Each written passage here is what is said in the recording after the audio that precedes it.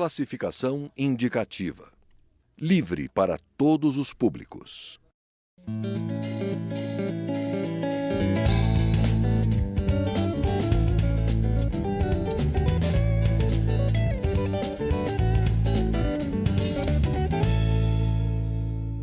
Olá!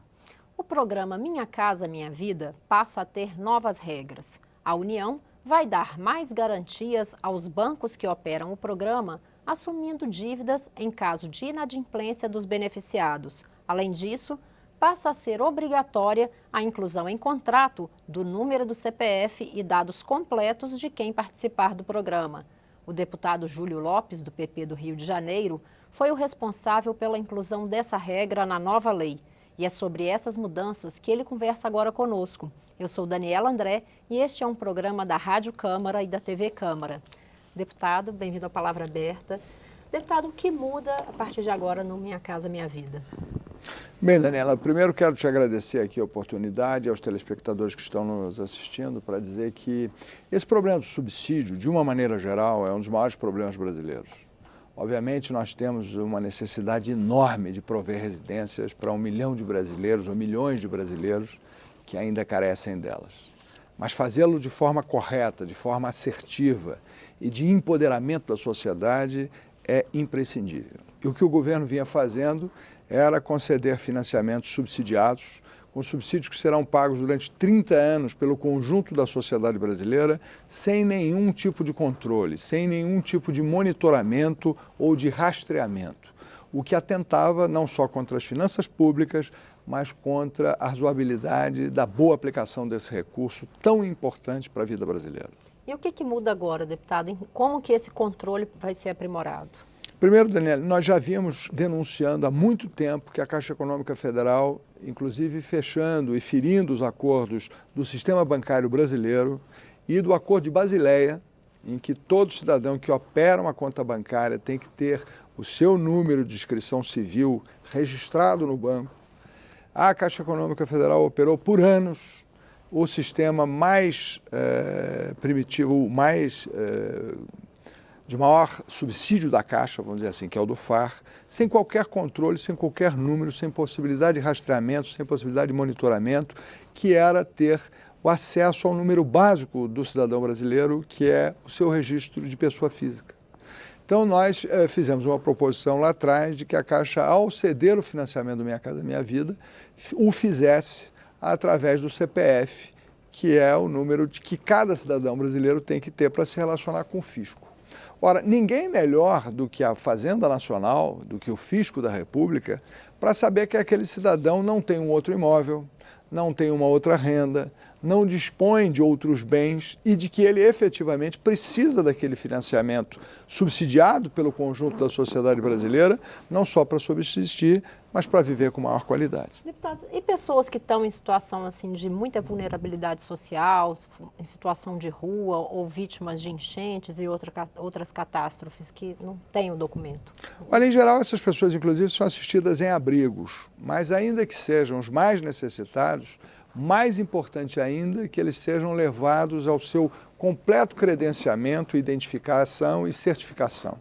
Eu entendo que quanto mais necessitado for o cidadão, mais ele precisa de proteção do Estado e melhor precisa ser o sistema de assistência, sob o ponto de vista de que ele tem que ser muito bem identificado, ele tem que ser muito bem monitorado e acompanhado. E é exatamente o que nós estamos propondo, não só nessa área do Minha Casa Minha Vida, mas em todas as áreas em que o Brasil assiste o cidadão.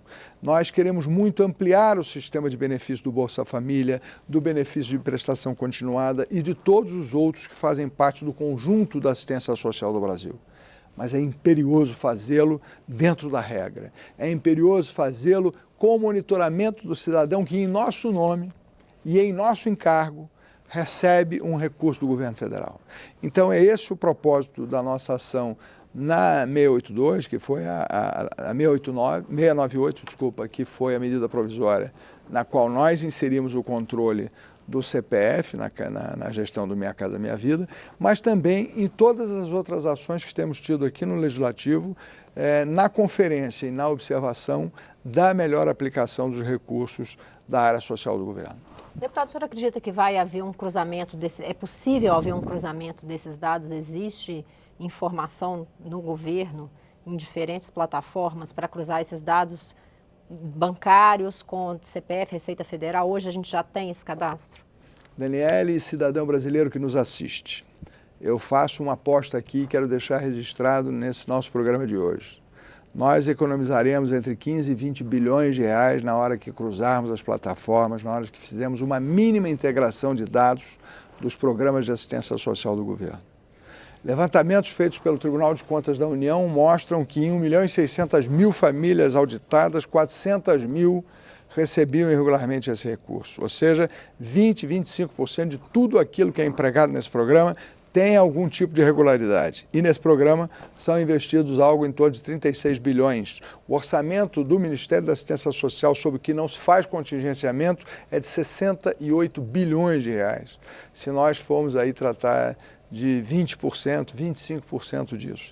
E além disso, somarmos a todos os outros programas que não estão diretamente na área da assistência, mas que são subsídios, como por exemplo o desemprego, né, o auxílio-desemprego, a subvenção da pesca, do Defeso da Pesca e todos os outros subsídios que o Brasil dá ao cidadão, nós chegamos à estratosférica quantia de 110 bilhões de reais ano, sem nenhum tipo de controle, sem nenhum tipo de monitoramento, aviltando e assaltando a sociedade brasileira. Deputado, existe um cadastro nos programas sociais, ele não abarca todos esses programas? Esse cadastro, no nosso entendimento, e não só no nosso entendimento, mas por reiteradas vezes advertidos pelo Tribunal de Contas da União, tem sido falho. Ele tem dado demonstrações repetidas de que ele não tem efetividade, ele não tem o número de críticas necessários para proceder a um controle razoável. Não há razoabilidade no controle da ação social do Brasil. Essa denúncia eu tenho feito repetidas vezes aqui e é de não se entender o porquê nós tendo na Previdência Social do Brasil sistemas de críticas informacionais, sistemas de críticas computacionais que foram elaborados e desenvolvidos durante décadas, essas mesmas críticas, esses mesmos sistemas não sejam usados propositalmente, intencionalmente no Ministério da Ação Social. Apenas para que tenha esse Ministério da Ação Social liberdade no procedimento de atendimento das famílias. Ora, não se trata de liberdade, se trata de libertinagem, se trata de todo tipo de má gestão e fraude. O que nós precisamos é, no mínimo, instituir os sistemas de crítica que são usados para a Previdência Social do Brasil nos sistemas de assistência social. E ainda mais, aperfeiçoá-los, dotá-los da última tecnologia de monitoramento, de acompanhamento, de certificação e procedimento. E é o que nós estamos procedendo aqui. Nós fizemos uma lei e fizemos uma contribuição, uma emenda, né, a essa medida, no sentido de que não mais se possa escolher aleatoriamente um cidadão qualquer, que pode ter inclusive inúmeros imóveis, como no Rio de Janeiro eu sou deputado representando aquela população, e nós temos em áreas de comunidade, em áreas de bastante dificuldade da vida das pessoas, famílias aquinhoadas que são sorteadas ou que têm o benefício do Minha Casa Minha Vida, em detrimento de outras, que ficam alijadas do sistema sem poder serem atendidas, exatamente porque não há um sistema de acompanhamento da fila de atendimento e, posteriormente, a fila de atendimento àqueles que são atendidos, que podem ter outros imóveis, que podem ter outros bens. E lá no Rio, em caso de comunidades, como a gente tem assistido, há muitas milícias que estão à frente de processos do Minha Casa Minha Vida. Essas denúncias não sou eu que estou fazendo aqui, elas têm sido feitas reiteradas vezes pela imprensa. E ainda assim o governo não procedeu ao que é mínimo, ao que é básico, ao que é vexatório, que é pedir ao cidadão que ele compareça à Receita Federal do Brasil, que ele tire o seu CPF, no caso dele não ter, e que esse CPF seja cruzado com outros bens, outras propriedades e com rendimentos que ele eventualmente possa ter. Então é isso que nós estamos fazendo, é uma coisa muito simples, qualquer cidadão e cidadã que esteja nos assistindo compreende perfeitamente que não é o problema de não querer atender ou diminuir a assistência social do Brasil, é querer fazer um mínimo controle para que nós possamos atender a mais gente, com mais qualidade, com mais efetividade. Deputado, obrigada pela sua participação. Eu é que agradeço. Eu sou Daniela André e este é o Palavra Aberta, um programa da TV Câmara e da Rádio Câmara. Conversei com o deputado Júlio Lopes, do PP do Rio de Janeiro, sobre mudanças no programa Minha Casa Minha Vida. Se você quiser rever esta ou outras entrevistas, é só acessar nosso site câmara.leg.br/palavra aberta. Obrigada pela audiência. Até mais.